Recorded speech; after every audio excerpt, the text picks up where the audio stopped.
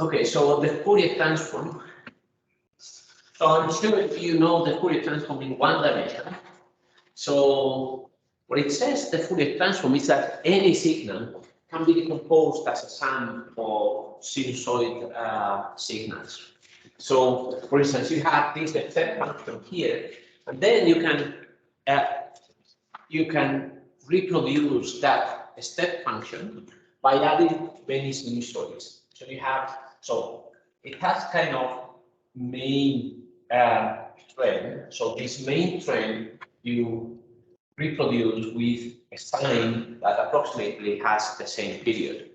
Okay, so period because you know the Fourier transform assumes that the signals are periodic some way, and what it does is that it replicates this signal infinitely many times, and then you have the periodicity, and then you have a main period.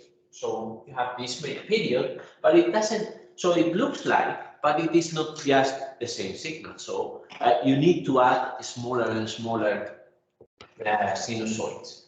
And these smaller sinusoids, so here you have the second sinusoid that you have to add, and then all of them. For each one of them, you have to control what is the amplitude and what is the relative positions, whether you should shift them to the left or to the right. So the amplitude is the amplitude of the sinusoid. The period is the period and it is related to the frequency. Tomás, contanos un chiste, anda. Va uno y le dice, me ha picado una serpiente, cobra, no gratis. So, and then the relative position is the phase. Okay, so in general, when we write the signal, we have these three things that we can control. So I will write it in continuous phase, continuous time. So you have an amplitude, and then you have a frequency and a phase. So the frequency, this one here, is 2 pi over lambda. Okay, so lambda is the wavelength, and omega is the frequency. And so the three things that you can control are the amplitude, you can control the frequency, and you can control the phase. Frequency and wavelength is the same, okay, so they are related. So frequency and wavelength, they bring what is the separation between peaks. Okay, so there are again examples about what happens with discontinuities and these things, but we will not take care about them. So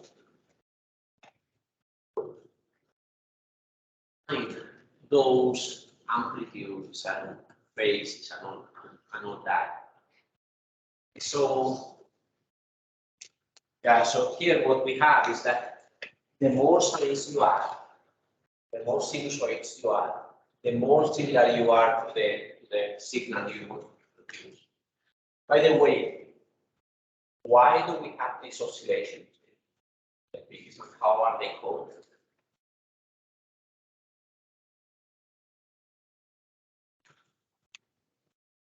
Ripples, but these ripples occur particularly in this signal because of something.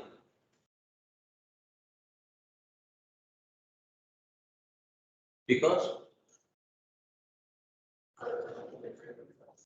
No, interference. Because there are discontinuities. This is a step function. So it goes very quickly, just one sample from high value to low value. So discontinuities causes these ripples, and they are called the Gibbs effect.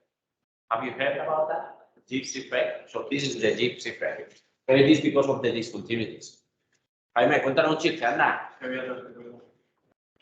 Va un caracol de ropa. Muchas gracias. Para la bola que atropellé tampoco. Okay, so yeah, so these are the main components that we can control. think it's the same equation I have written. And then, how do we find these coefficients? And for that, we need to introduce the concept of inner product. Okay, so let's from the slide, let's think of sigma. Okay, so that to keep things very small, I will only talk about discrete signals, and well, let's say that I have this signal. This is x of n. This is n minus 1, so it goes from 0 to n minus 1. And in this case, it's 4. This is 3. So, and then as we said before, the Fourier transform assumes that this is periodic. So now it repeats the same signal infinitely many times. Okay. Goes this on the other side too. So on the other side, look like this. Like this. Okay. So it is repeated many times, but there is a central period. This is the central period that is repeated. Okay. And we know that the Fourier transform of the discrete signal. So my discrete signal goes from 0, 1, 3. I know that the Fourier transform is a signal. I will use this notation here. And it also has 4 coefficients. So if this has 4 coefficients, this one also has 4 coefficients. Okay, but we know that there is a concept of frequency. That this index here, each one is associated to a frequency. So each one is associated to a frequency, and this frequency is 2 pi divided by n times k. Okay, when k takes the value 0, 1, 2, 3. Okay, so now what is the formula of the Fourier transform? Something like this. So it is the sum. Now we use this one like this one better. So here is k, but here I'm substituting by omega k. So, and then I have to add over what? So what is this index that I have to sum over? I have to sum over what? There are only 2 possibilities, time or frequency. I have to sum over time, or I have to sum over frequency.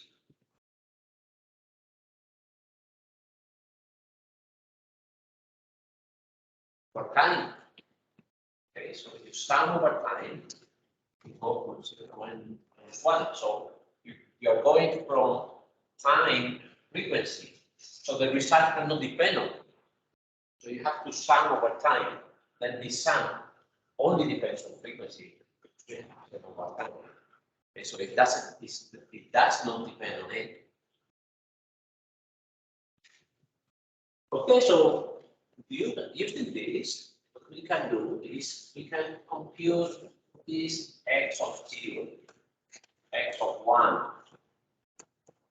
x of 2, x of 3. No more, because we have only 3k or 4k's. Okay, and then I can rewrite.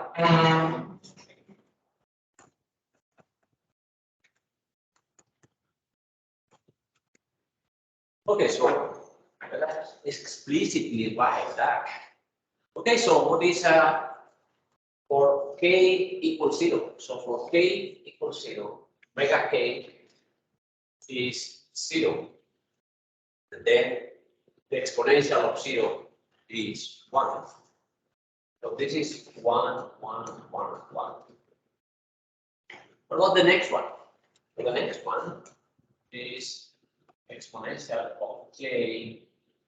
There is a mistake here. There is a minus. Okay, so it is. So the first one is, so it is the product of 2 pi over n times k times n. But for this column, all this column, n is 0. So all of these are 1, 2. Okay, what about the next one? This is minus j. So it is minus j, then omega, I'm computing k equal 1. So this is omega 1 times n.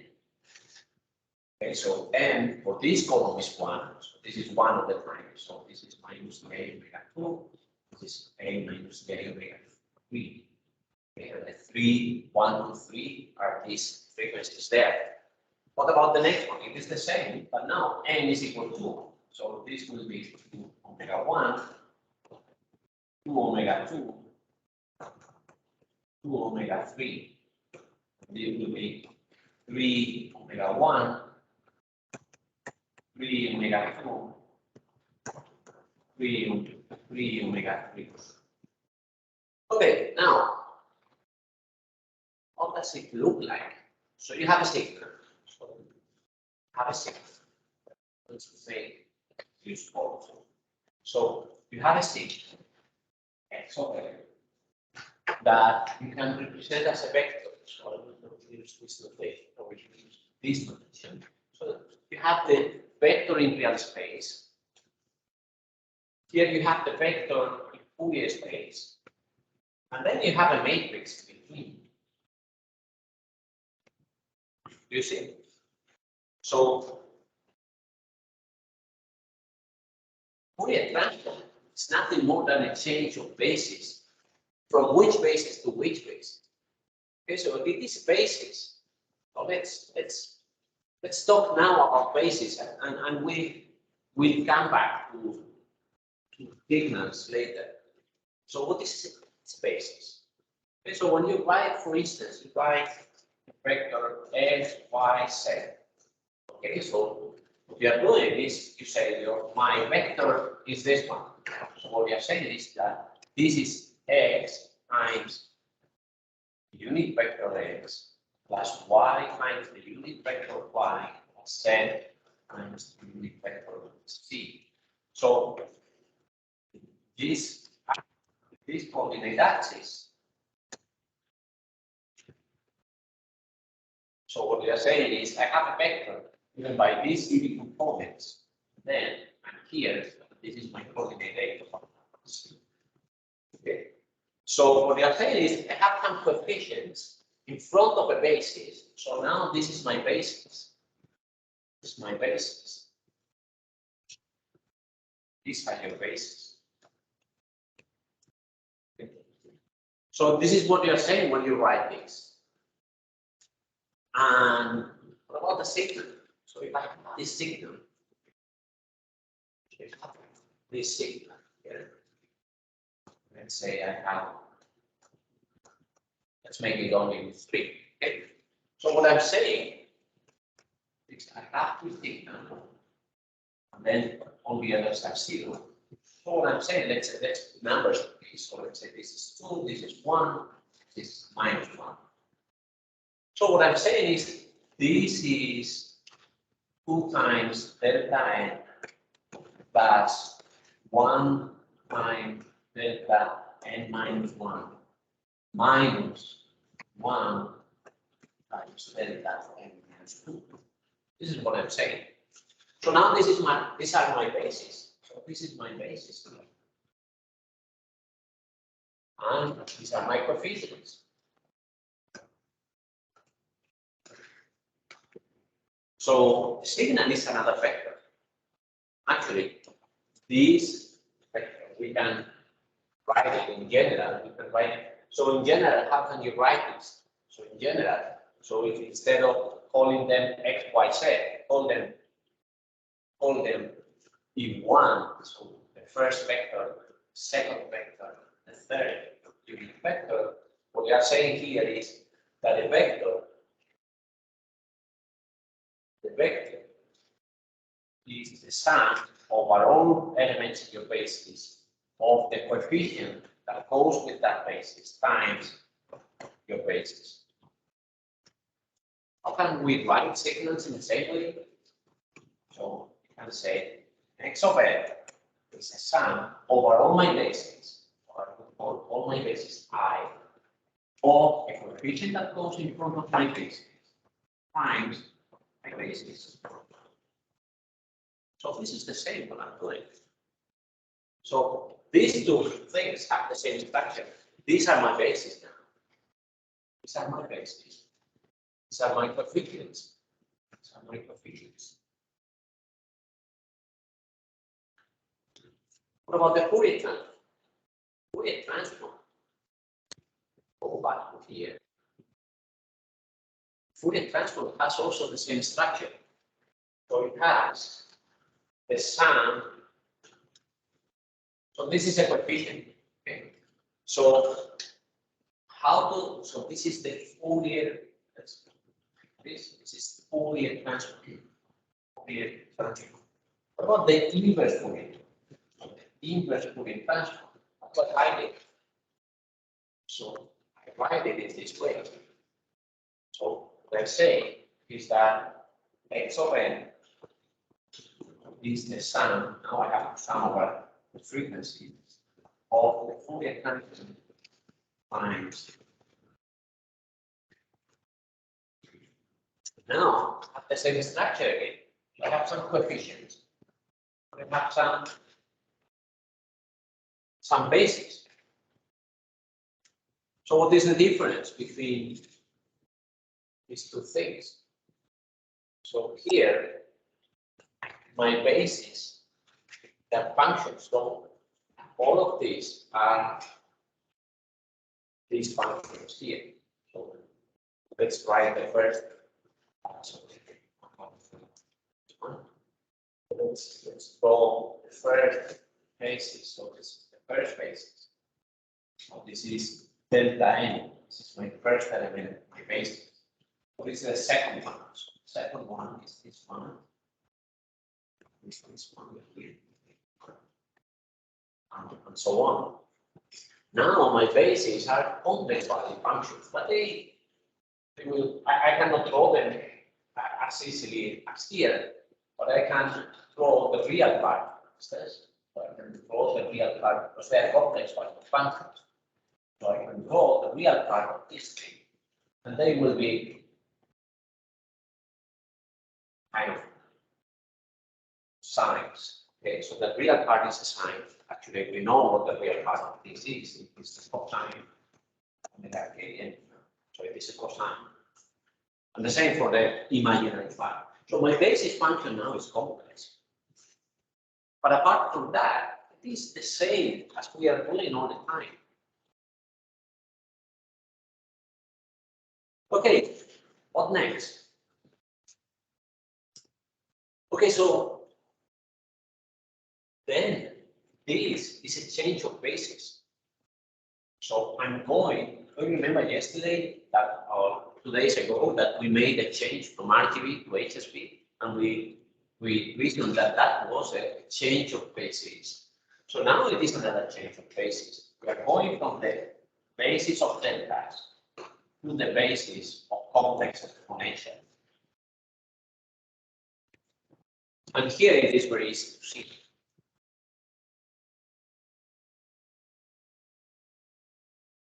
Okay, so in general, if you have a basis, you have an orthogonal basis. You have an orthogonal basis, orthonormal basis. So let's say that you have these bases, the E1, the EI basis, and you have a vector R. What are these vectors? How do I calculate those? This is a result from algebra. It is the inner product between the vector that you are representing and your basis. So linear algebra we have is that any vector is x, y, pi, and yeah. And for that, you need things. So this is true only if the set of your bases, this one, this set is orthonormal. Okay, so what is orthonormal? It is orthogonal and normal. Okay, so what is orthogonal? They are perpendicular. So what is the meaning of being perpendicular?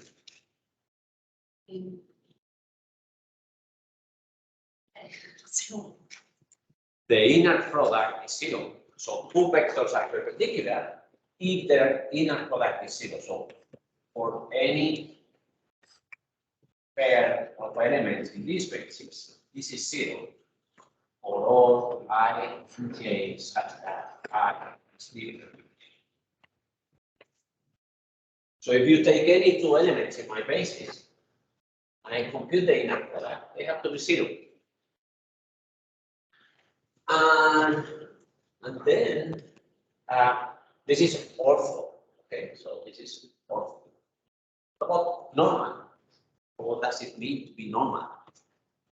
The module of what? Of the vectors in the basis. Okay, so if I now take that, actually this is, I will write it as well. So the norm of E1 pi, that is the square root of pi, this is 1 from I on I. Okay, so for any orthonormal basis, this is true. Okay, so now it means that we need to define what is the inner product between vectors. So, for instance, if we are in real value vectors, so my PIs, my vectors, generally belong as 3. So, and I want to compute the inner product between E1 and E2. So, this is the sum of E1 x times E2 x plus E 1y E2y plus E 1 z E2 z. In general, this is the sum over all components of the vector. I will use a different letter. Let's use k of Eik times E2k. Okay, what if, that is, if my vectors are real? What if my vectors are complex values?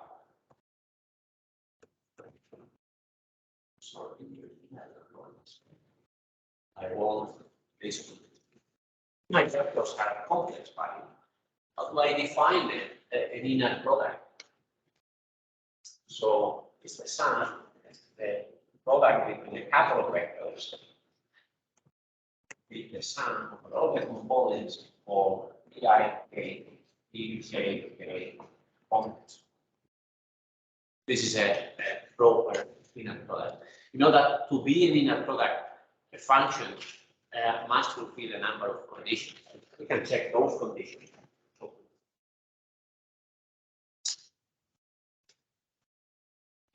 What are the conditions for being an inner?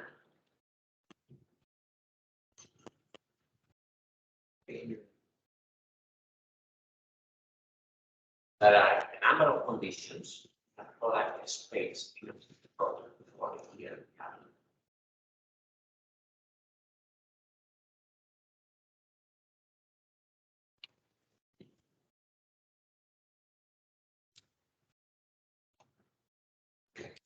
So an inner product is an inner product if all these conditions are fulfilled. Okay. So, and these are the standard things that you are using. But now, if you can define function that fulfills all of these, then it's an inner product with the vectors that are interested. And for real numbers, this is a correct inner product. For complex value vectors, this is a correct inner product. Okay, so now, yeah, so this is fine for discrete vectors. So vectors that we can have a finite number of samples. What about if I have functions? But we know that we can define the Fourier transform. So we have said the Fourier transform, the discrete Fourier transform is a change of basis, and we have defined inner products and these kind of things. Yeah, actually, by the way, we can go back to here. We can see, okay, so what is my Fourier transform? I cannot find it anymore. Here it is. Okay, so let's see if this is an inner product. It's an inner product. Then I should be able to find it as the product of this one and my basis function. So this is x of k. This is the inner product between your signal and your basis function. And because for complex value signals or vectors, we have defined this complex. We have used this complex conjugate here. That is why we get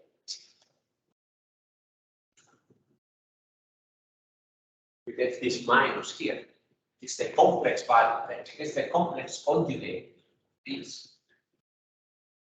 You see, but it has the same structure as an inner product. And we go to here, and then what we see is the same structure as we had before. So this is the sum over all your elements in your basis of the inner product between x of n and your basis times your basis times your basis. So getting to this there. So then having a space times your basis. But it has the same structure as we have here.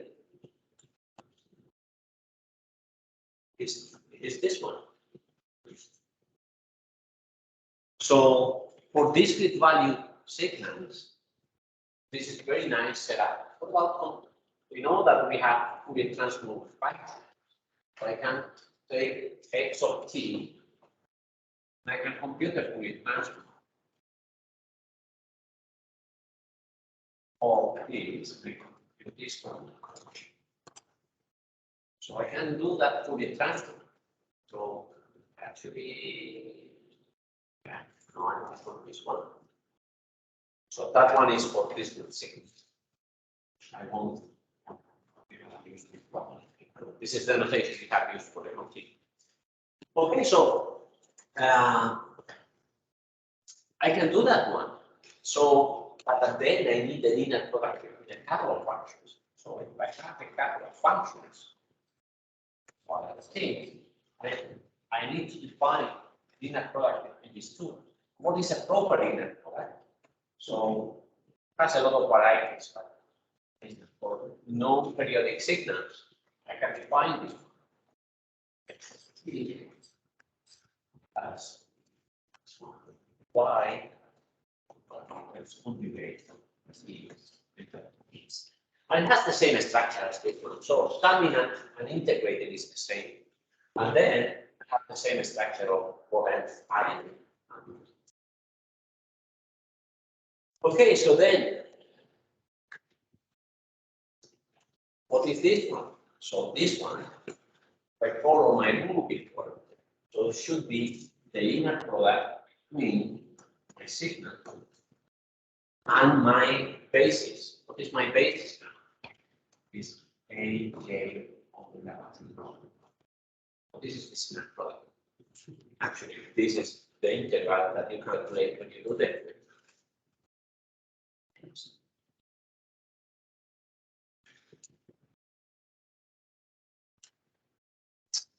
Okay, so then how do I do the inverse Fourier transform? So I want to compute the inverse Fourier transform by x of t should be, sorry, not the sum now, but the integral. Integral over all my bases. Now the frequency basis.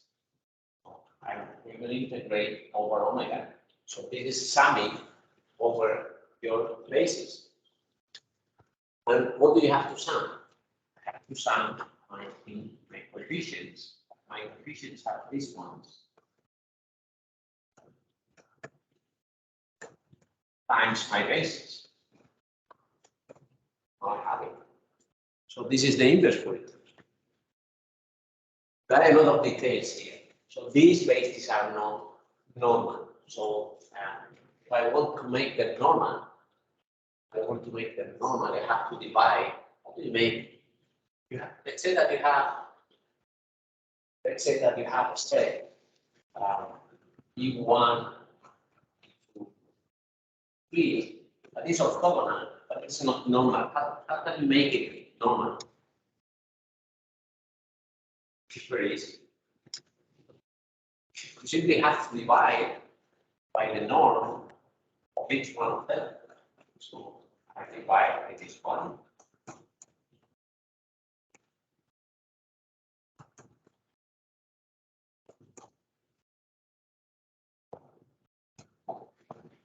Now it is normal. So it is also normal. So you may remember that in the Fourier transform, there are some coefficients in front, like 1 over 2 pi. And you understand where the 1 over 2 pi is coming from. It's coming from the norm of each one of these bases. Okay, good. Then, what else? Yeah, so now we have seen the Fourier transform of 1D signals in a different way.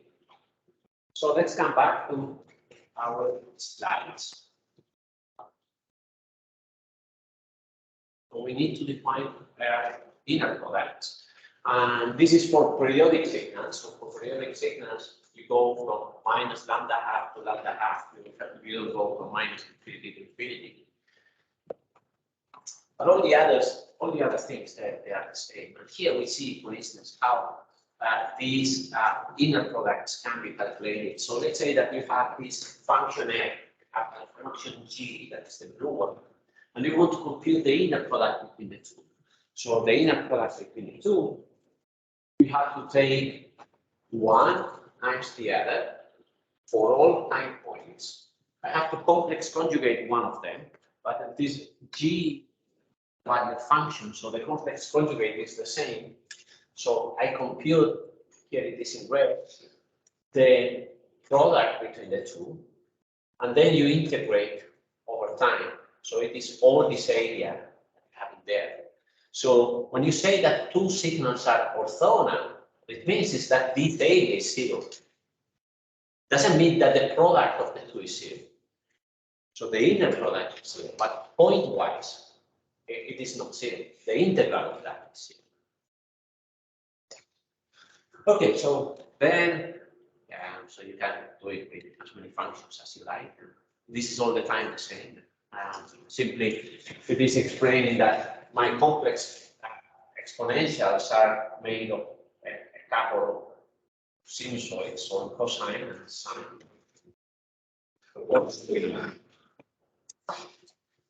So,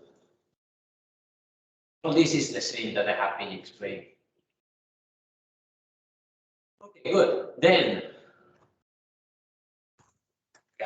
in general, these integrals here, an inner product is an integral.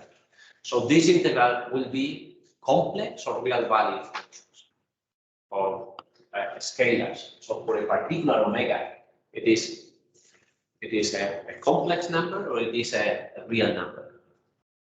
It's complex because you are integrating a lot of complex things. So at the end, the result is complex. So you are integrating and adding is the same. So if you add a lot of complex numbers, the result in general will be complex.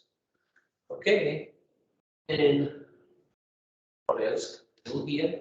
So if it is complex, then in general, I can express it in its polar form. So the polar form has an amplitude and has phase.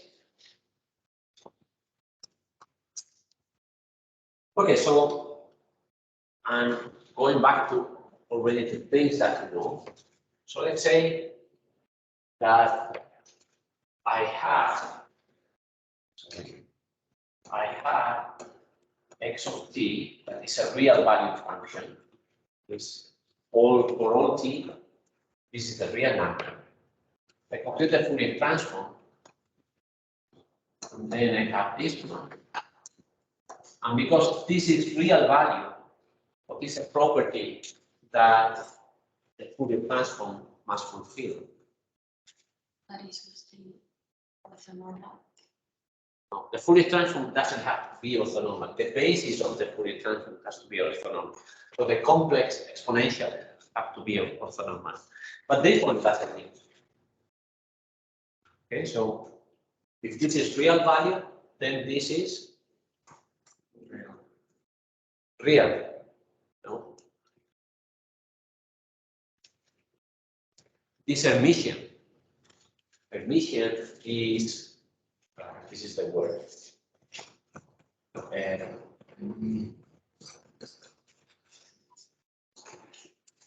So that means that J of omega is equal to X of its conjugate.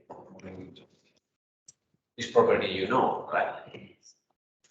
Okay, so what does it mean? So if I plot these numbers, so these are all complex value numbers, so I can, now this is my basis. This is my basis omega. So this is an index through my basis.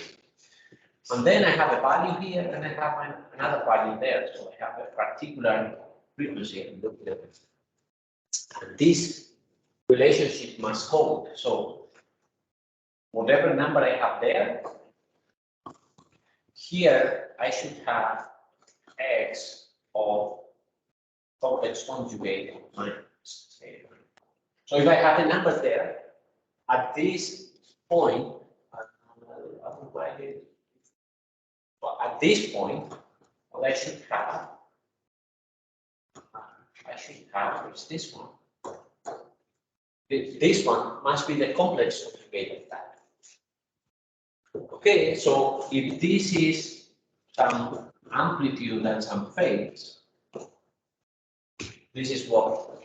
Same amplitude minus that phase.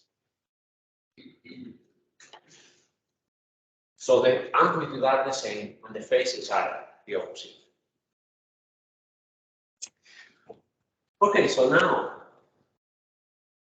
why does it help? Because let's say that you will do the inverse. Hacerle caso.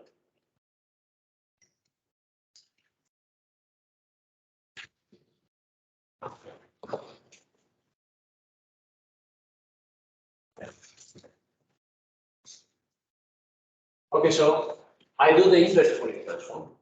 So I do the inverse Fourier transform. So I have to go from minus infinity to infinity. All my Fourier coefficients times this one. This one. Differential of omega or t.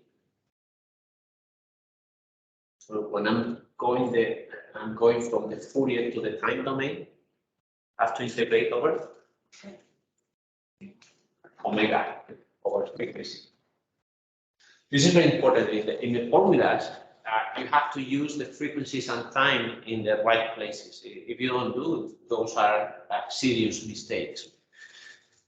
Okay, so I have to add all these numbers, but I know that for every number that I have for a positive omega, I have the same number in the negative omega, that is the complex conjugate. So I can separate this into parts. I can separate from minus infinity to 0, and then the integral from 0 to infinity.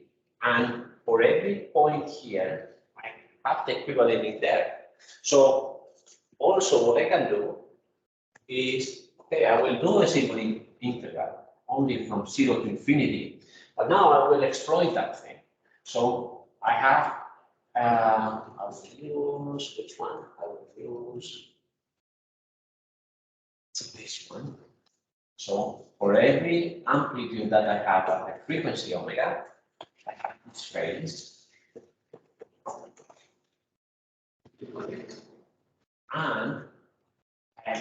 And this is multiplied by e to the g omega times.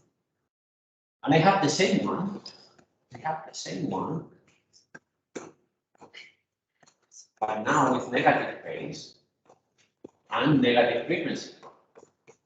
Then I have to integrate over time, over the frequency. You see, for every number that I have at the particular frequency, I have the same number at complex conjugate at the negative frequency. So that means this integral and this integral are the same. And this depends on frequency. This depends on frequency.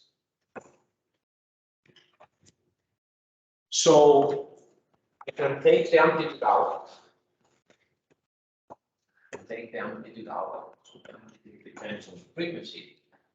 And what is this? This is twice the cosine of omega t phi.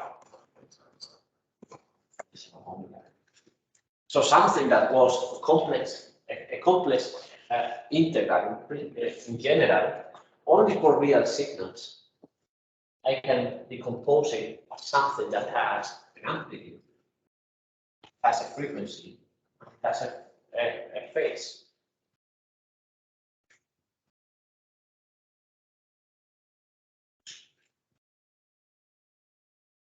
Okay, very good. So yeah, he explains things in different ways, but all the formulations are equivalent. You see, they are using the same kind of stuff as I'm doing. So this is the amplitude, these are the phases, and so on. So he's using the same kind of stuff. Yeah, this is very interesting.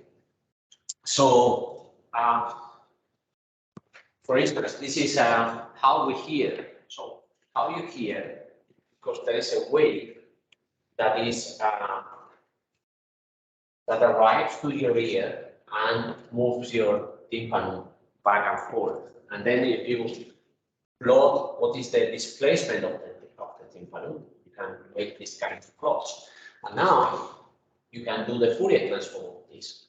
Okay, so what do you think we are more sensitive to, the amplitude of the Fourier transform or the phase of the Fourier transform?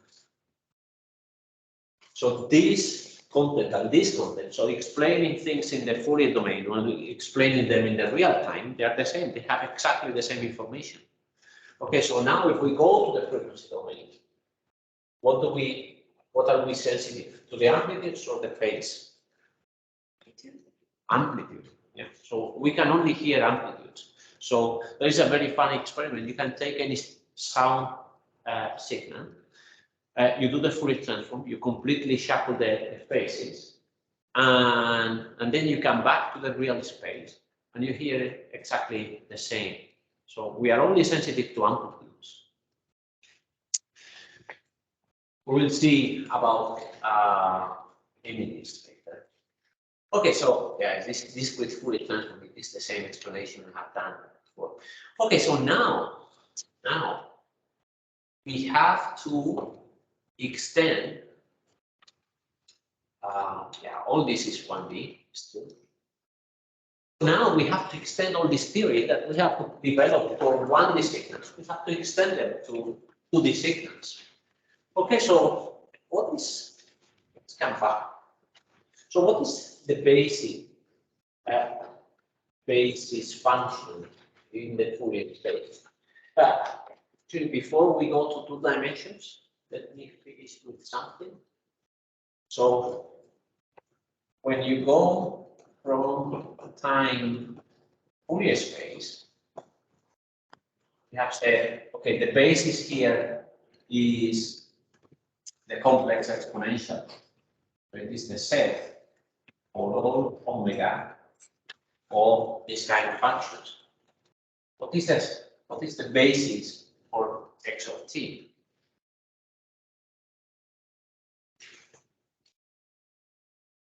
We saw them with discrete signals, the delta functions. So it's this kind of t. So they are delta functions that are displaced to any. This is fine. This is delta t minus v naught minus t. Okay, it's a delta function.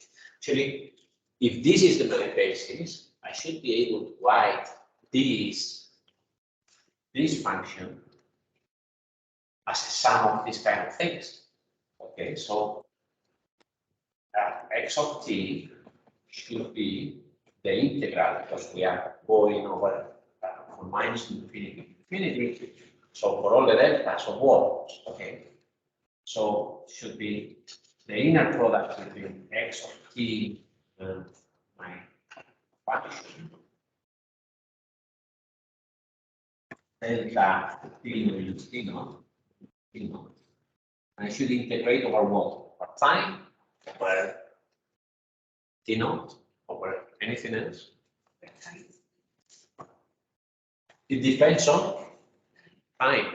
So if it depends on time, I cannot integrate on time, because then I would remove the dependence on time. I have to integrate over my basis. My basis is indexed by t naught. What is this? The inner product between these two. X of t. So it is the value that you have.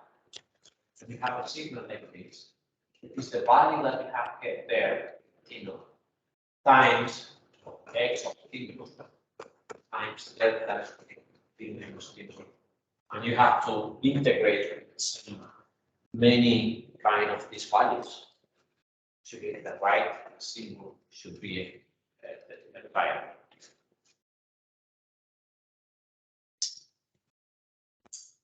Okay, so time for a break, and yeah, so we are here.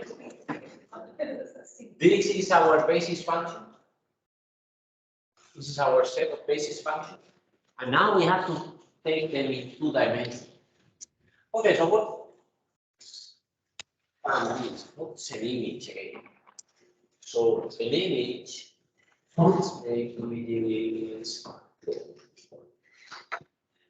okay, so an image is a function of x and y. Then I will have axis here, y and x. And then for every value here, so for every location, I have a different value. So this is the equivalent. It's the equivalent of my x of t. This is what I want to transform. If I want to transform x of t. So what are my bases now? My bases in real space will be delta functions again. So it is delta functions over, so that I can express this as an integral.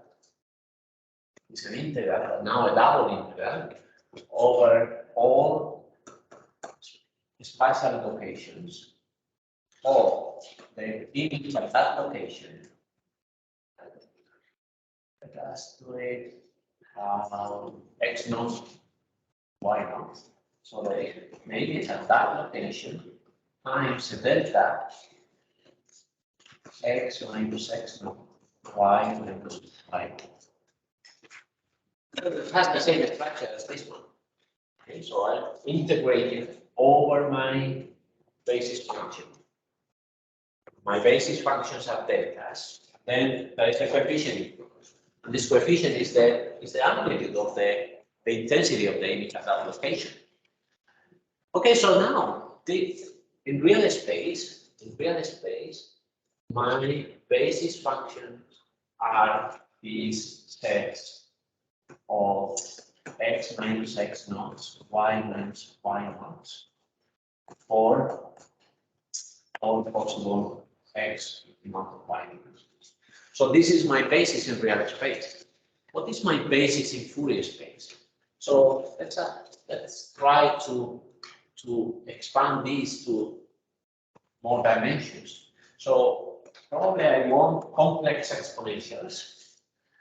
And this is omega times t. So only that now I have two time dimensions or spatial dimensions. So probably I will also want a couple of frequency dimensions. So I will write omega, but now omega is a vector, times space. And space is now a vector. And I have for all possible frequencies. So now for all possible frequencies. Sorry. No, that's. Okay, so now if R is a vector that is xy, now my frequency vector will have two components. One is an x frequency and a y frequency. And this inner product is simply this inner product here. So the inner product between omega and space is omega x plus omega y. So now my Fourier transform looks the following, looks like this. So I have an image, this we're for today. So I have an image at a particular location, and I want to compute the Fourier transform. So it's the Fourier transform at the given frequency. And now my frequencies are vectors. And this will be what? It will be the integral, and we will come back to later to over which area, over which value of my image times my frequency, my basis. Now, I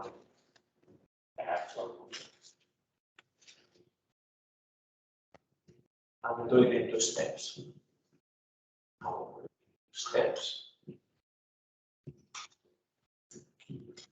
So, as before, this is the inner product of R and then my basis.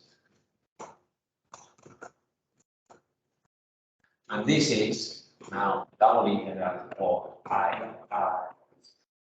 Now this conjugate.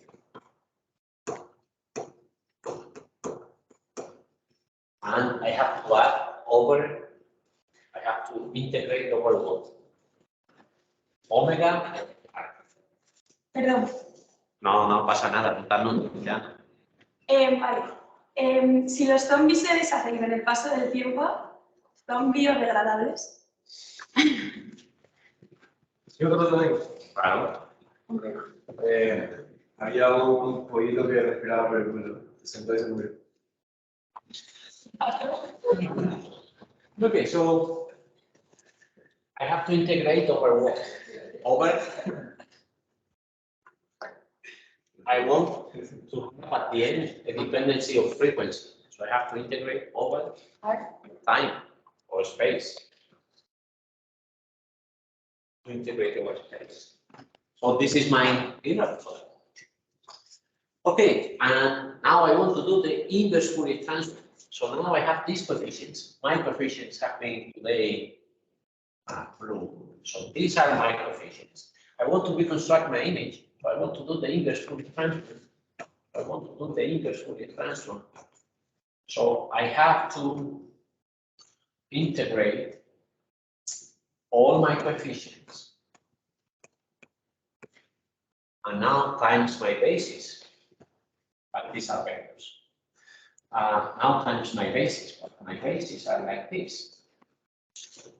Now I have to integrate over frequency of time.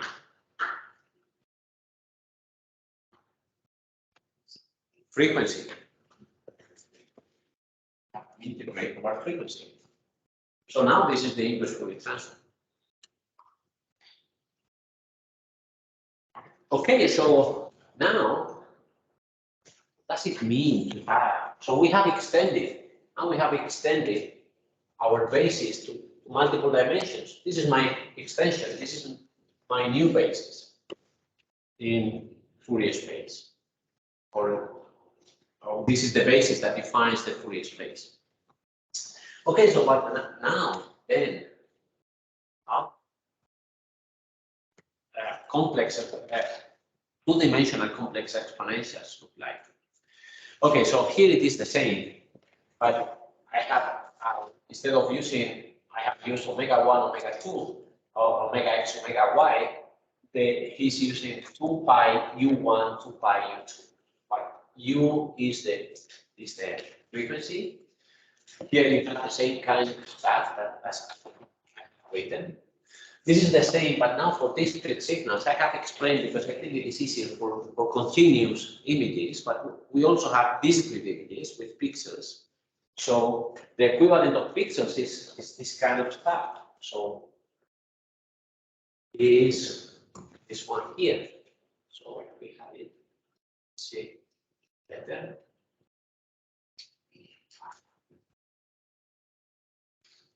We started at the beginning of the class making this kind of results. So what if I have discrete signals like this one? So this is the 1D discrete signal. The equivalent to the image is the one with pixels, the one that we only have values in a discrete lattice. Okay, so I have these 4 values, then I have the value everywhere. So this is the equivalent of this. And what I have written before, when we have gone to continuous images,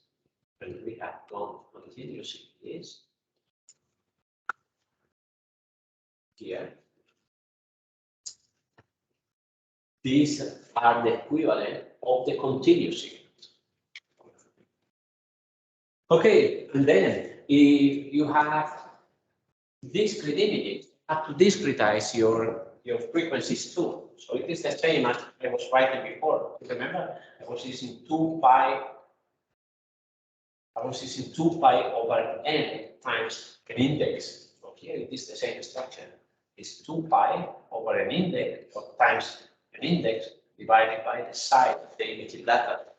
So if you have an image that is of size n times n, so you will have 2 different factors there. It is the same that we have done before. Okay, so then what else? You have to define the forward Fourier transform, the inverse Fourier transform, and now we recognize the forward Fourier transform, that is this one. It is the sinner products that we have defined before, and the inverse Fourier transform is my coefficients times my basis, and I have to integrate over all my bases. And if it is a discrete image, then instead of having integrals, I will have terms. And then instead of continuous frequencies, I will have discrete frequencies. Right? It's all the time the same. Okay, then what else?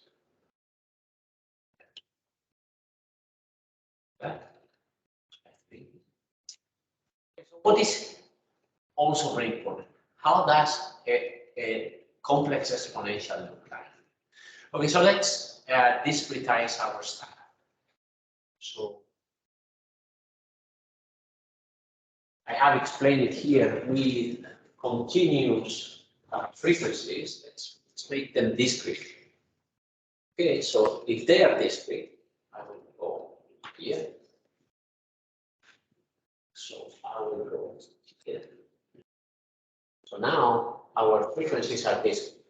And so I have a discrete set of omega. So I will have omega k, and it is a vector. And then we have this there. Now, what is omega k? So omega k is a vector. It has two components. And omega k x and omega k y. And which are those? So it will be the same as we had before.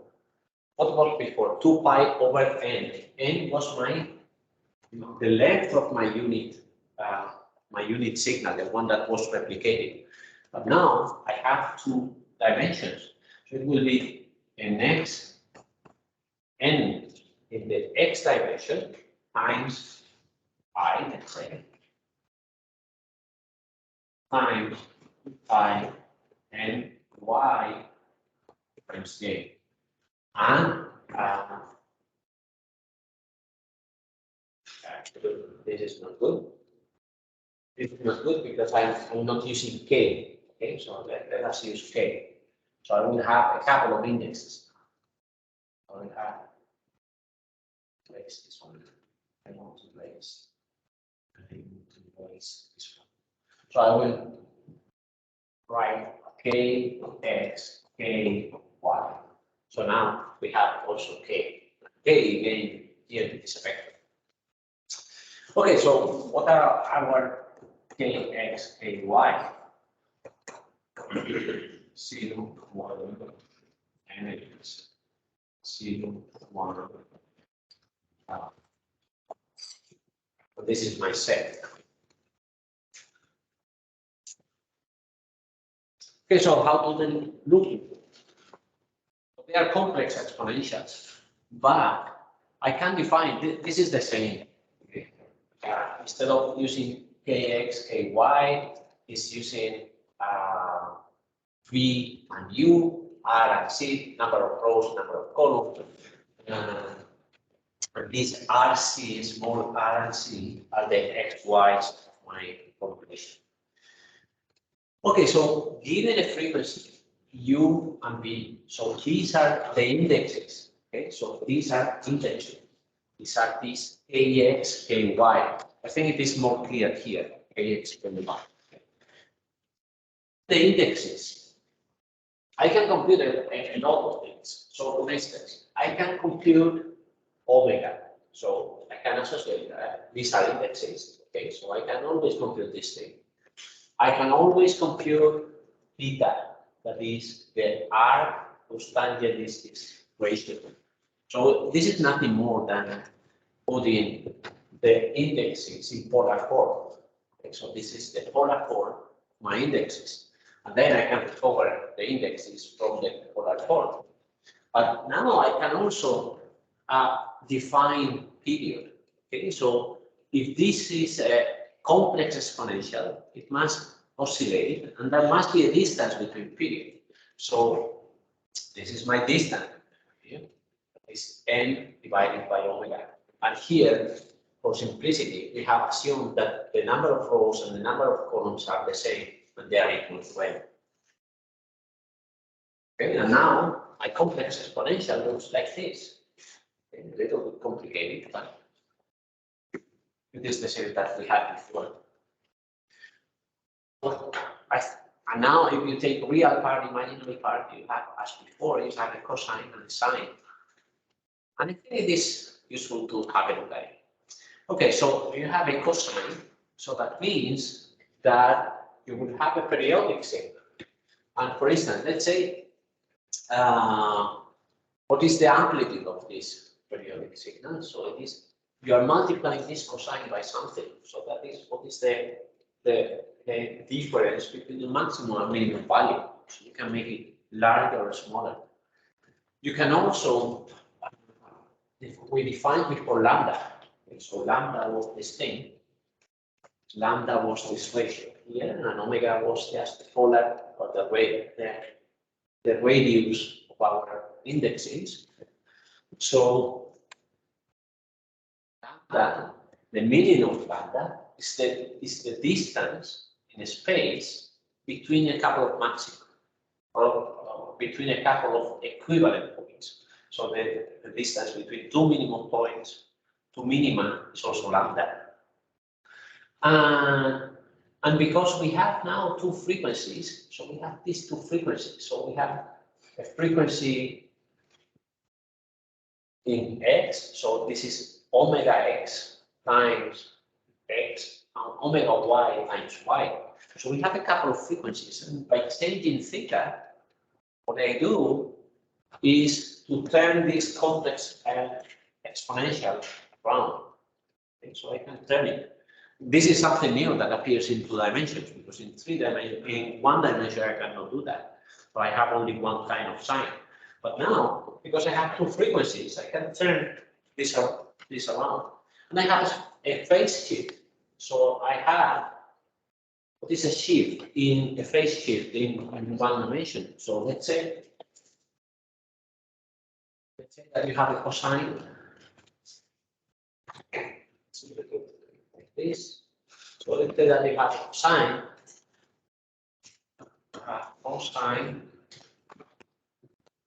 of omega t plus p. And you make p equal 0. What you have is a cosine. This is this axis, this is family, and this is with phi equals 0. Let's say that now I do phi equal different from 0. So I do, I don't know, phi equal 5/6. So then it is delayed. So then it will start a little bit later. So this distance here is determined by phi. It is not phi. It is determined by phi. By this not phi. Okay, so when you change phi, what you're doing is shifting this around. And that you are doing with a complex exponential. So in a complex exponential, if I add a phase term, then I'm shifting my cosine. So if phi is 0, phi is 0 means that the maximum is at the origin. If phi is different from 0, then the maximum goes away.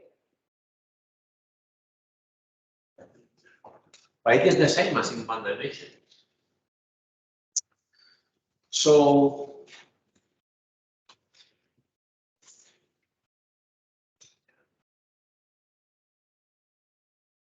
when we do the Fourier transform. So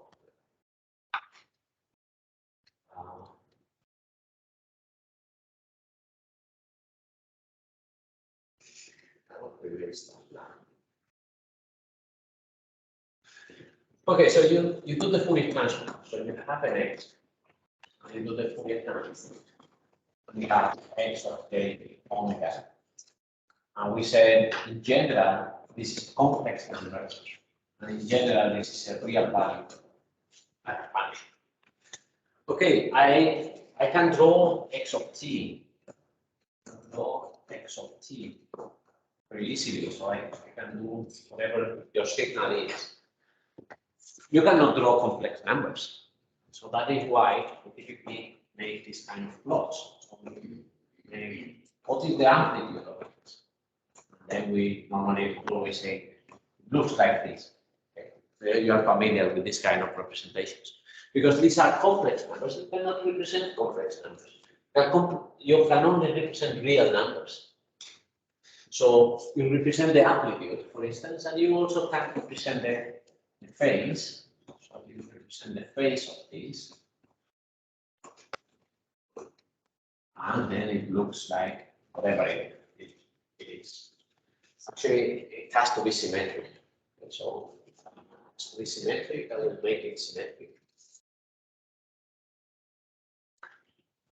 All right. Okay, so let's make it symmetric. So let's say it is like this. Now it is symmetric. Okay, this one is incorrect. This one is incorrect. Okay, you can also represent the real part if you want.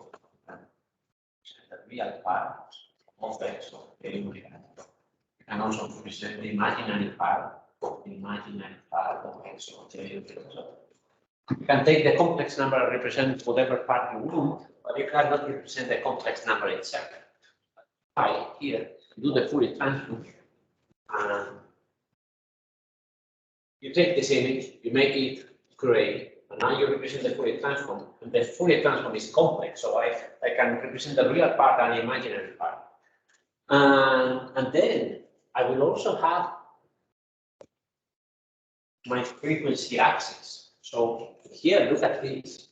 Here, what we are saying is, this is my frequency axis. This is my origin of my frequency axis. These are low frequencies. These group ones are high frequency. So this is high frequency, and so on. So you can do the same now, but now in 2 dimensions. In 2 dimensions, these are my frequency axis. This is low frequency. As you go away from the origin, you have high frequency. So it is all the time the same. And you can represent real and imaginary parts, or you can represent amplitudes and phases. Okay, so this one here. So you can represent amplitude and phase.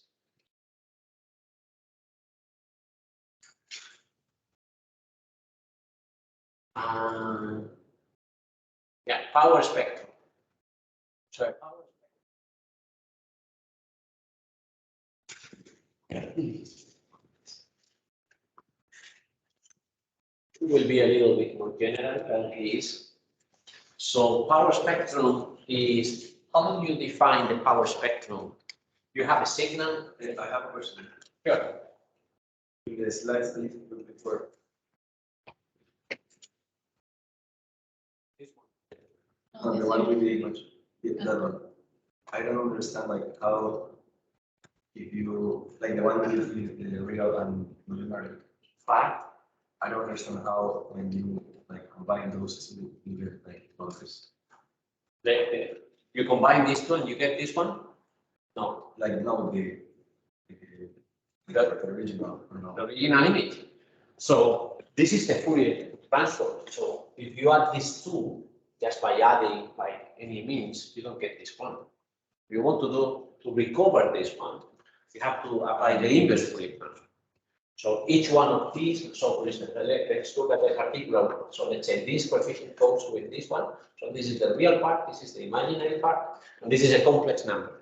And then I have to make this sum. You see that we have somewhere. We have it where? Here. If I want to recover those real and imaginary parts, is this number. And I have, this is a complex number. I have to multiply by this complex exponential. So this complex number by this complex exponential that looks like this oscillatory thing gives me an oscillatory thing as this amplitude and phase. And I have to add all these images, and then by adding them, you get the original. Okay. So the information is the same, but it is somehow encrypted. Yeah, Maria. That's a very good question. So the color, we have explained this only for scalar images. So if you have R, G, and V, now you will have 3 Fourier transforms, one for R, one for T, one for V. Okay. Or we already know the value, for instance, of the luminance. So you go from this image to the luminance, and then this is the Fourier transform of the luminance. So the Fourier transform is only defined for scalar images, not color images. Okay, good. Then the power spectrum. Okay, so let's say that we have a signal X of t. I'm sure you have seen this thing. You may not remember X of t. That is a random signal. In general, let's say it is a random signal. So what does it mean that it is a random signal? So you observe it once, you get this thing. You observe it another time, you get now this thing, which is kind of similar, but it is not exactly the same. So every time, these ones are called realizations. If you have a random signal, every time you observe it, you get something different. Typical thing is noise, right? Okay, now, how do you define the power spectrum of random signal? So power spectrum of X is what? Do you remember that? You don't remember. It's something that depends on spectrum, means frequency. And it was the Fourier transform of the autocorrelation function of X. Do you remember that? X. Now we have this axis here is called the lag. Do you remember the definition of autocorrelation? The autocorrelation was, this is a Fourier transform, and now the expected value of X of t times X of t plus X. Okay, so this is closing the expectation and this is closing the Fourier transform. Okay, so yeah, this is for random signals. What if my signal is deterministic? So I don't have realizations. Every time I look at it, I get the same image, always the same signal. Then this is simpler. So this is simply X j omega squared. So you do the Fourier transform of your image, you take the amplitude and you square it. And it depends on frequency. That's the right dependence. And it is this kind of plots that we typically do. So the power spectrum, they look like this kind of things. So typically you have more energy at low frequencies and less energy as you walk away. Okay, now we have images and we have Fourier transform, so I can find the Fourier transform, the power spectrum of my image. So it is the same. So I will assume that it is deterministic, and then this is simply the Fourier transform module squared. Yeah. Can you give us an example of random Noise. Have you looked at the TV? No, there are no TVs with this. But have you seen the noise of TV? That is just very random points, white and black, and it looks great. That's noise.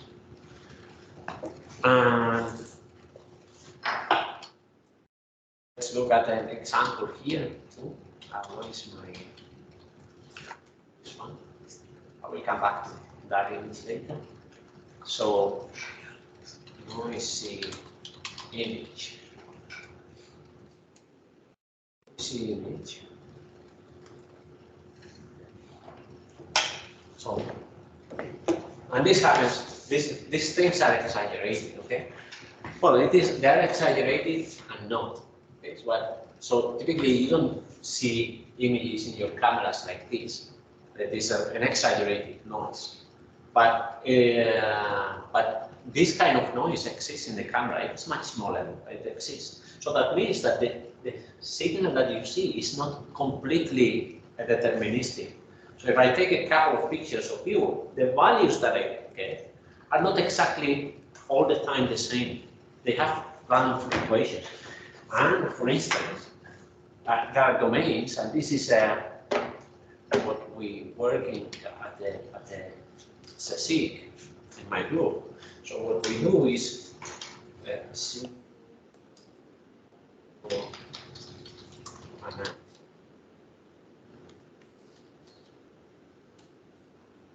we can see some images like this. Yeah. So this is an example of it. So you see all these small spots. All these spots, they are proteins. And the signal to noise ratio there, it is 1/100. So you have 100 times more noise than signal. So your proteins, they look very much, they're embedded in a lot of noise. So it is like the example that it was exaggerated before, but even 100 times that. So you have 100 times more noise than signal. Okay, then yeah, we can define power spectra, and this is important. So this is the uncertainty principle. So the uncertainty principle actually is very much, it is something that probably you know. Okay, so let's say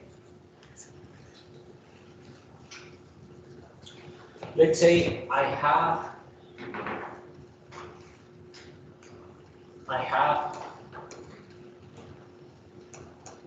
x of t, this is t, and I have a delta function here.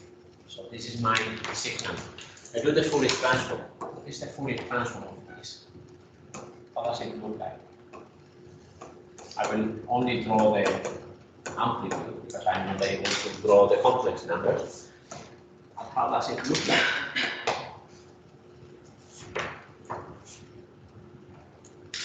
What is the Fourier transform of that? It's this thing, right?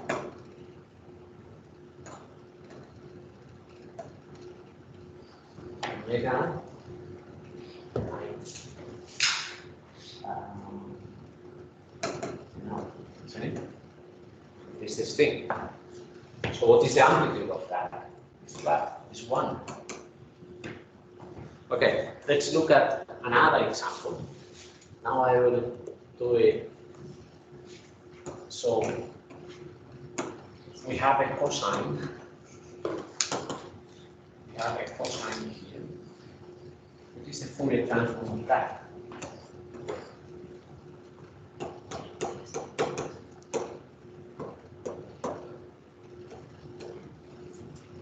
What is that? Two deltas. Okay, so let's put labels now. So what is the support? So the support is of this function. So the support is what are the values of time for which the function is different from 0. It's very small support. It's very, very small. So this is very compact. In real space, what is the support in Fourier space? It is infinite. It's infinite. And what about this one? What is the support here? It is infinite. What is the support here? It is very compact.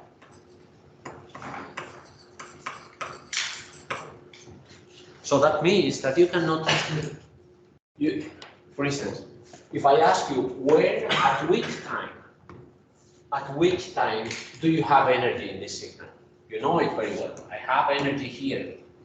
You know exactly. You are very, very precise about the time where you have energy. At which frequency you have energy? All frequencies. Now this signal. At which frequency you have energy? You are very precise. Only these two frequencies you have energy. At which time? Now you are totally precise. So at all times. So you cannot constrain energy to be compact, both in real space and in Fourier space. Actually, there is a relationship between the two. So let's say that you have now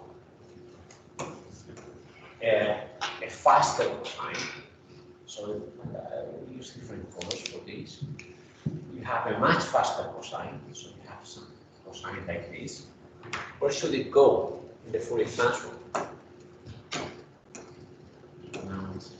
Always put labels, okay?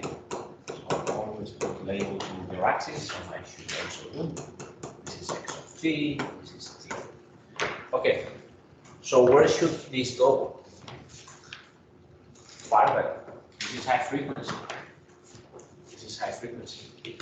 What if I have a much slower frequency? I have this cosine.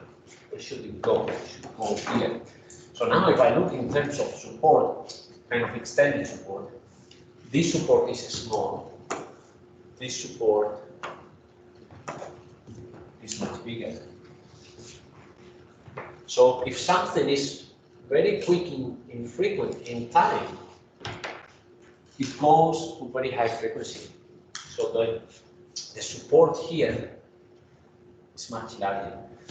And if something is very compactly supported in Fourier space, then it is much smoother in frequency.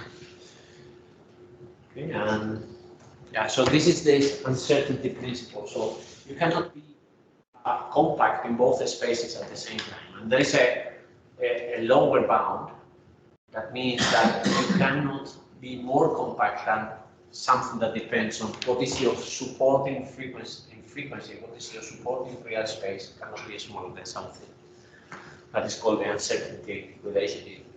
And actually this is related, have you heard of the Heisenberg uncertainty principle? Heisenberg. Principio de incertidumbre de Heisenberg. This is related to this. So this is the signal equivalent of that Heisenberg thing in physics. And here you have this idea. So if you have a couple of deltas, then what you have in this is frequency. So what you have in real space is this sign. And now let's look at this. So now I have a couple of deltas in one direction. So in one direction I have a couple of deltas. In the other direction I'm completely flat.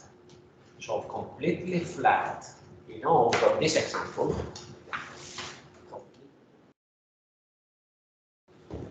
we have it here, completely flat in frequency or in one domain means a delta in the other domain. So if I'm flat in one domain now in frequency, I have a delta in the other one. So now, because I have two directions, so I can be completely determined in one direction, but completely undetermined in the other one. So I have a sign here, but it is multiplied by a delta function. So now you can be compact in one direction, infinite in the other direction.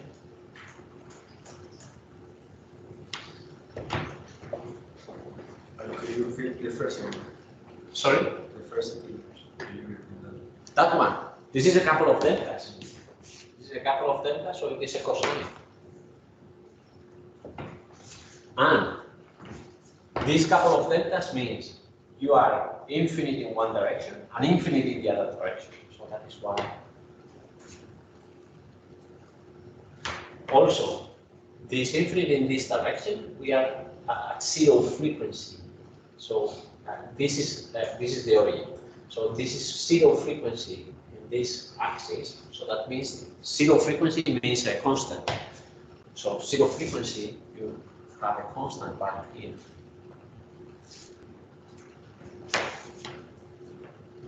And in the other case, there was a... This is constant in frequency, so it is. So that means this is the equivalent of you are a delta in time. In this direction, I'm a delta. So that means that in the frequency space, I will be flat. See, I don't understand. There are in frequency we have there two deltas, and in space we have there one delta. Here, this one. This one doesn't go with this. This one goes with this, and this one goes with this. But why in that case deltas are 2 points, and in that case a delta is a line? But here we don't have a delta. No, that is a cosine. That is a cosine. Yeah. So in real space, here we have a delta, here we don't have a delta. Sí, pero So- ¿cómo sabes que este de abajo es una delta? Porque Este, sí. porque es 0, 0, 0, 0, 0, algo, y luego 0 otra vez. Ah, vale, vale.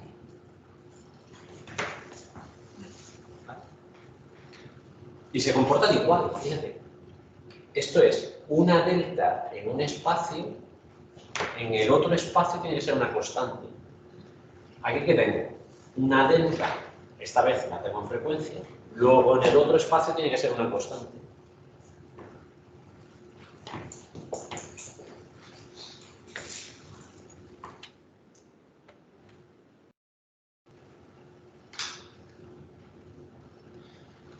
What about this one, for instance, here?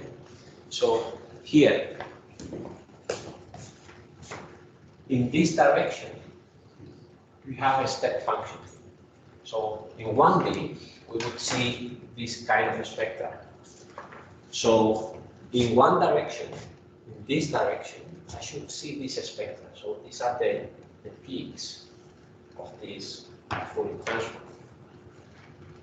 And in this direction, I'm almost flat. So flat means constant. So in this direction, I should have a delta.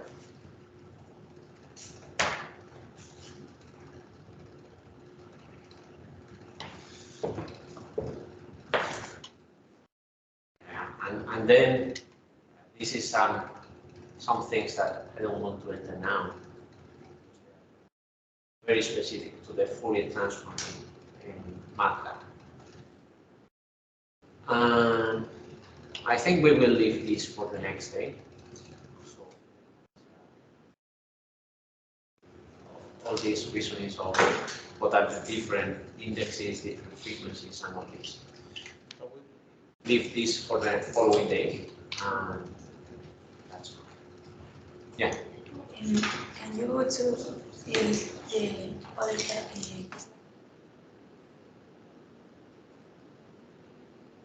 Yes. Yeah.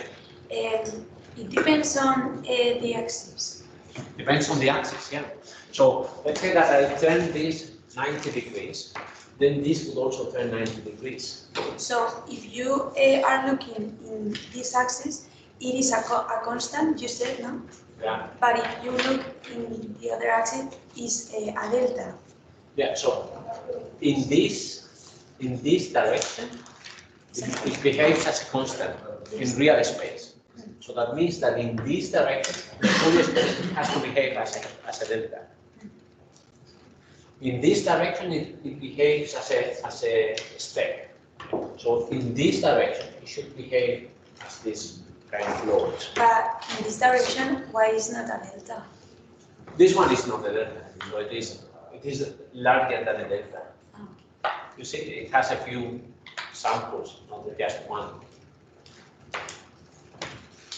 So in this direction, it should behave as a sink. So in this direction, it should behave as a sink. Very good. Bueno, vamos a hacer el examencillo antes de que se me acabe el tiempo.